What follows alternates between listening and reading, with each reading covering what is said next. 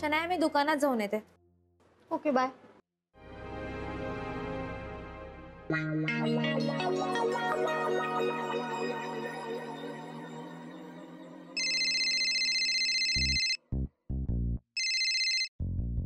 Hello, हा बोल dear.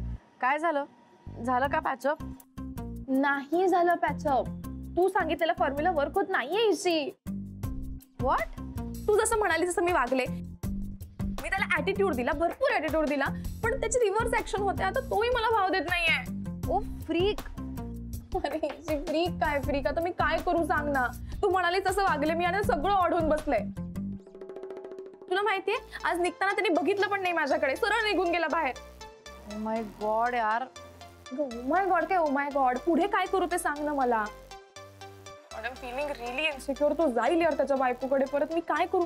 मी call करू त्याला प्लीज. मी कॉल करते ना त्याला, एक कॉल करते. अजिबात नाही, फोन अजिबात करायचा नाहीये. अरे काय प्रॉब्लेम आहे? तू कन्व्हिन्स का होत नाही? मॅड आहेस का यार तू? प्लीज मला एक कॉल करू दे. Patience baby, patience. अजून 2 दिवस वाट बघायची आणि फोन करायचा नाही त्याला. अगं पण इसी. ऐक ना शनाया, मला आईचा फोन येतोय, इम्पॉर्टंट काम आहे. आपण नंतर बोलूया. Okay, bye bye bye.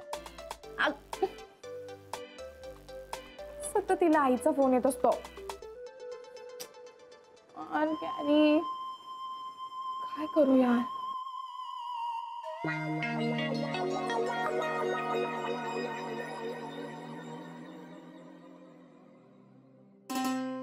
औषध घ्यायचा रोज रोज काऊन कंटाळा करताव नानाजी?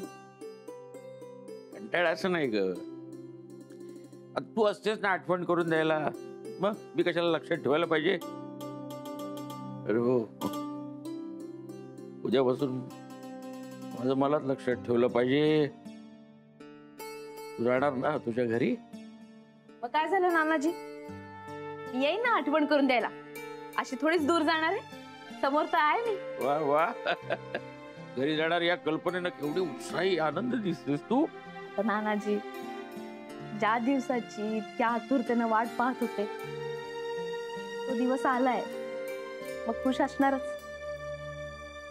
नाही. पण एकीकडे आनंद वाटतोय का मी माझ्या घरी परत चालले, दुसरीकडे दुःख होतंय तुम्हा सगळ्यांना सोडून जावं लागणार म्हणून. प्रत्येक मुलीची अशीच अवस्था होते ग माहेरून सासरी जाताना.